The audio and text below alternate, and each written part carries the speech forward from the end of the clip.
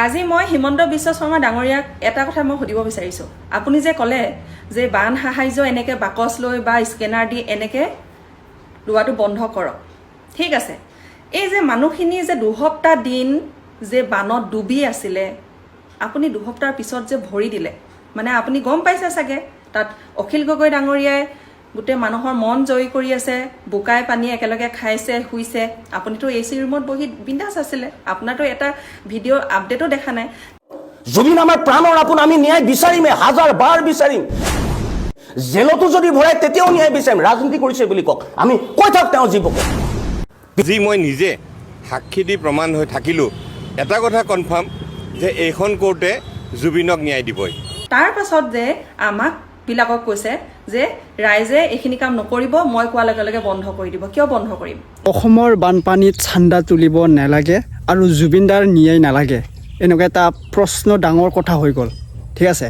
আমাৰ অসমৰ মুখ্যমন্ত্ৰী ডক্টৰ হিমন্ত বিশ্ব শৰ্মা ডাঙৰীয়াই কি কৈছিলে যে বেলেগৰ টকাত এনেকুৱা চান্দা তোলাতকৈ নিজৰ টকাৰে খৰচা কৰক বা ৰাজ্য ৰজাসকলক ঘৰ বান্ধি দিয়ক, বানপানীৰ অলপমান সহায় কৰি দিয়ক, এনেকুৱা এটা ডাঙৰ প্ৰশ্ন কৰিছে।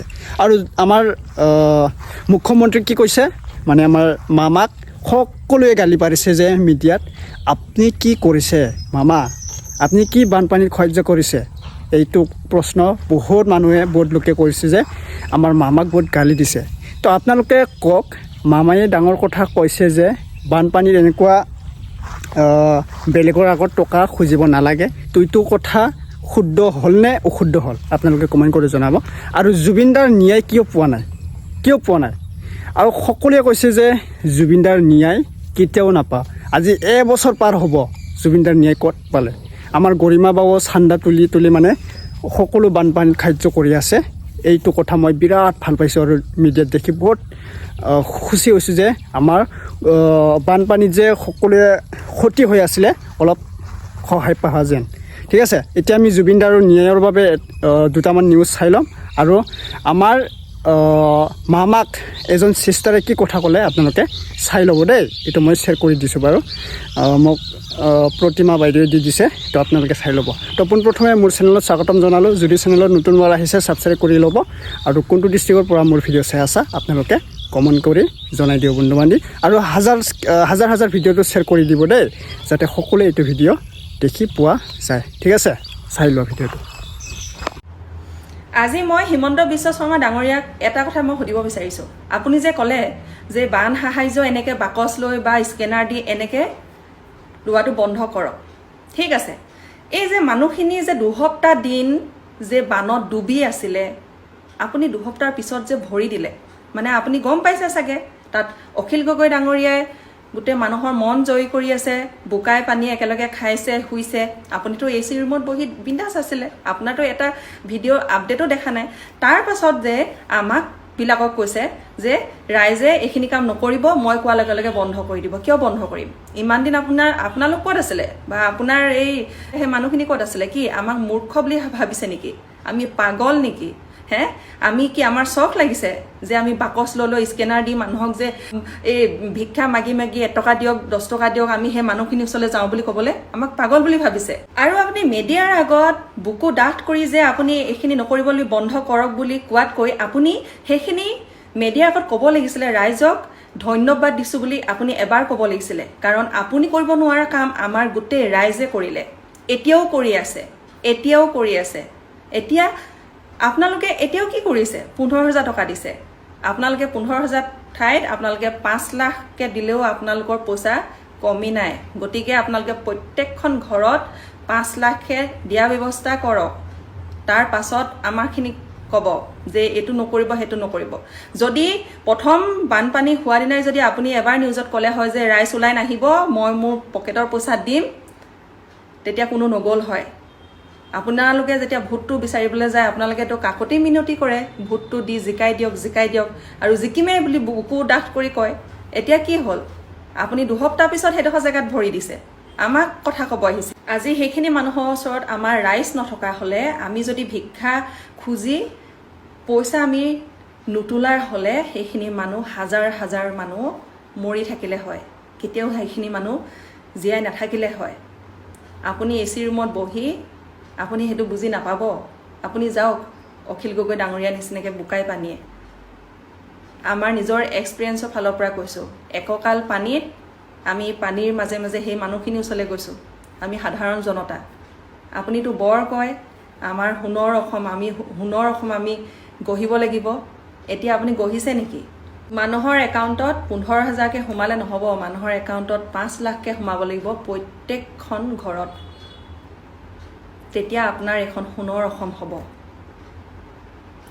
গতিকে আৰু আপোনালোকক মোৰ ভিডিঅ' দি এটা ৰিকুৱেষ্ট কৰিম, প্ৰত্যেকখন গাঁৱত ভাল ভাল মানুহ দিয়ক, যাতে আপোনালোকৰ সেই ধনখিনি দালাল কিছুমানৰ পকেটত নোসোমায় যাতে। কাৰণ নিজ চকুৰে দেখি আহিছোঁ, যোনখিনি মানুহে পাব লাগে সাহাৰ্য পইচা সেইখিনি মানুহে পোৱা নাই।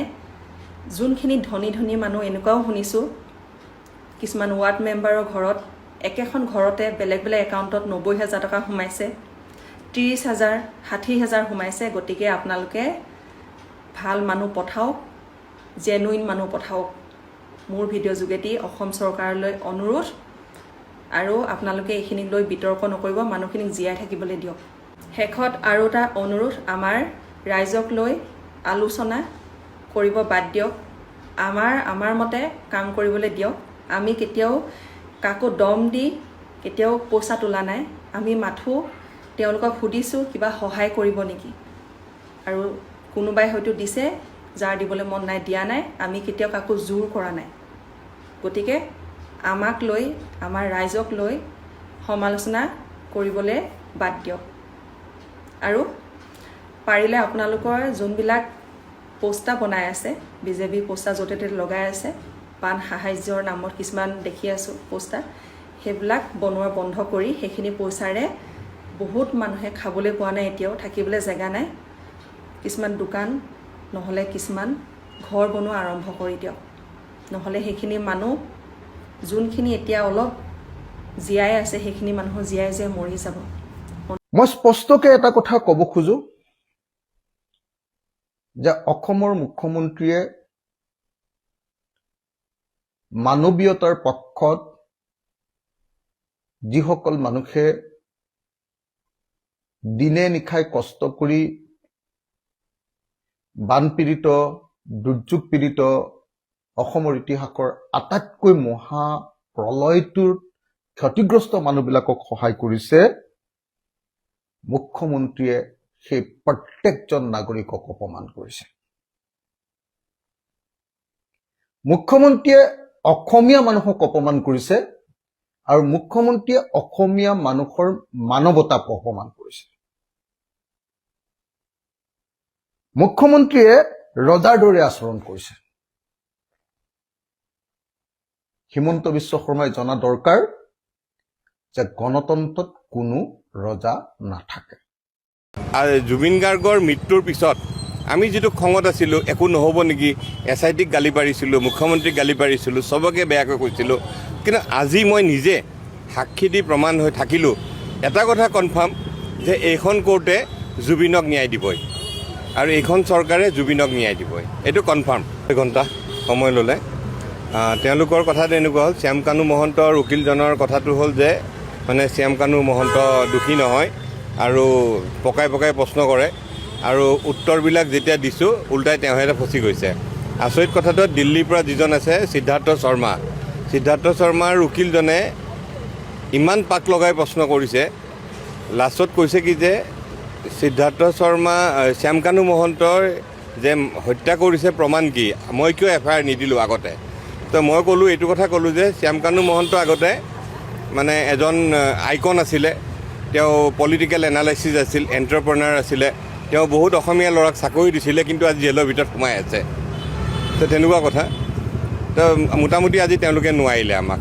আৰু এটা কথা ঠিক যে জুবিন গাৰ্গৰ মৃত্যুৰ পিছত আমি যিটো খঙত আছিলোঁ, একো নহ'ব নেকি, SITক গালি পাৰিছিলোঁ, মুখ্যমন্ত্ৰীক গালি পাৰিছিলোঁ, চবকে বেয়াকৈ কৈছিলোঁ।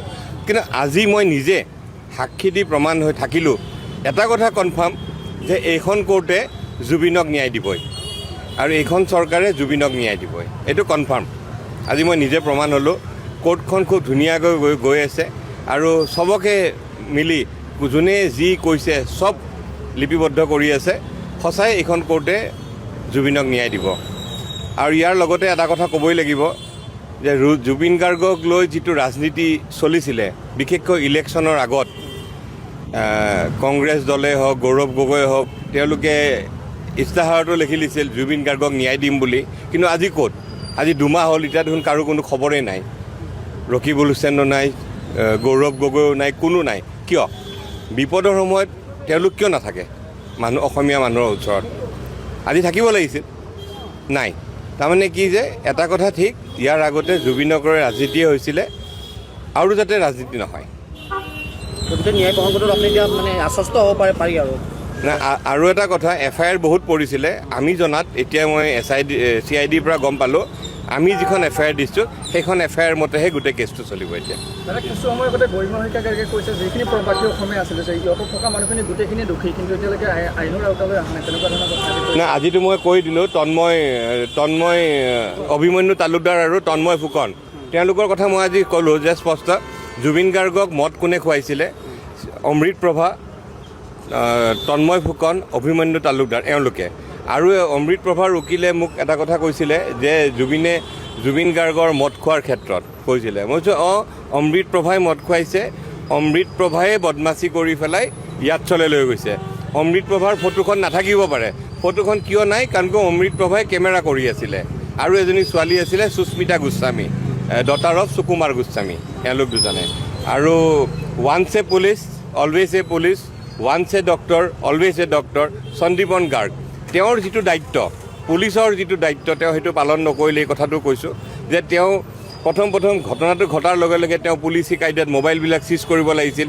কিন্তু সেইটো নকৰি অমৃত প্ৰভাই ফটো উঠাই থাকিলে সিদ্ধাৰ্থ শৰ্মাই তেওঁ মেনেজাৰ হয় তেওঁ জুবিন গাৰ্গক উঠাই দিব লাগিছিল তেওঁ নুঠালে তেনেকুৱা কথা মুঠতে গোটেই টীমটোৱে জুবিন গাৰ্গক হত্যা কৰিছে আৰু আজি মোৰ সাক্ষীত মই সেইখিনি প্ৰমাণ কৰিব চেষ্টা কৰিছোঁ আপুনি আশ্বস্ত হৈছে আৰু যে মই আশ্বস্ত জুবিন আমাৰ প্ৰাণৰ আপোন আমি ন্যায় বিচাৰিমে 1000 বাৰ বিচাৰিম জেলতো যদি ভৰাই তেতিয়াও ন্যায় বিচাৰিম ৰাজনীতি কৰিছে বুলি কওক আমি কৈ থাক তেওঁ জীৱকে পৃথিৱীৰ সব মানুহে জানে ন্যায়ালয়ে দিব আৰু ন্যায়ালয়ে ন্যায় দিবৰ কাৰণে চাৰ্জশ্বিটখনটো ষ্ট্ৰংকে বনাব লাগিব অপৰাধীবিলাকৰ ওপৰত এনকুৱাৰী হ'ব লাগিব তদন্ত হ'ব লাগিব চাৰ্জশ্বিট ষ্ট্ৰং বনাব লাগিব এটা তেওঁলোকে যিখন চাৰ্জশ্বিট বনাইছে প্ৰথমতে তেওঁইতো কৈছিলে ন্যায় আমি দিম ন্যায় বিজেপিয়ে দিব এতিয়া কৈছে ন্যায়ালয় দিব আমি জানো ন্যায়ালয় দিব বাট তেওঁলোকে যিখন চাৰ্জশ্বিট বনাইছে আফটাৰ ইলেকশ্যন এমাহ 2 মাহ 3 মাহ পিছত গোটেইকেইজনে জামিন লৈ পানি মানুহৰ আগত তিলগিলাই ঘূৰি ফুৰিব আৰু এদিন ক'ব যে এইকেইজন মানুহ দুখমুক্ত সেইধৰণেইতো চাৰ্জশ্বিট বনাইছে সেইকাৰণেইতো তেওঁলোকে CBIক নিদিলে আৰু তেওঁ কি কৈছে আপুনি ৰাজনীতি কৰিছোঁ জুবিনৰ ন্যায় বিচৰাটো প্ৰাণৰ মানুহজনৰ মোৰ ঘৰত দেউতা মৰিছে মোৰ মা মৰিছে মোৰ ল'ৰা কোনোবা মৰিছে কোনোবাই মাৰ্ডাৰ কৰি গৈছে আৰু মই বাৰে বাৰে ন্যায় বিচাৰোঁ কোনোবাই যদি কৈ ৰাজনীতি কৰিছে ক'বলৈ দিয়ক জুবিন আমাৰ প্ৰাণৰ আপোন আমি ন্যায় বিচাৰিমে 1000 বাৰ বিচাৰিম জেলতো যদি ভৰাই তেতিয়াও ন্যায় বিচাৰিম ৰাজনীতি কৰিছে বুলি কওক আমি কৈ থাক তেওঁ জীৱকে সেইটোৱেতো তেওঁ আচল ৰাজনীতি গতিকে আমি ন্যায় বিচাৰিম প্ৰাণৰ আপোন মানুহজনৰ ন্যায় বিচৰাটো কেনেবাকৈ ৰাজনীতি হ'ব পাৰে নেকি আমি ভাবো এইটো ৰাজনীতি নহয় আমি ন্যায় বিচাৰিম আৰু আমাক ন্যায় দিব লাগিব আৰু আকৌ কৈছোঁ আপোনালোকৰ আগত এইখন চৰকাৰে ন্যায় নিদিয়ে বুলি কেনেকৈ গম পাই গ'লো তেওঁৰ নাটক গম পাই গ'লো তেওঁলোকে কি কৰি আছে অন্যায় অবিচাৰ অনিয়ম নাটক কৰি আছে আমি দেখি আছোঁ জুবিনৰ হত্যাকাৰীক ন্যায় দিবলৈ বিচাৰটো বাদ দিয়ক বচাবলৈ তেওঁলোকে চেষ্টা কৰি আছে সেইকাৰণে কৈছোঁ যদি ন্যায় বিচাৰিছে তেতিয়াহ'লে এইখন চৰকাৰক ক্ষমতাৰ পৰা উৎখাত কৰিব লাগিব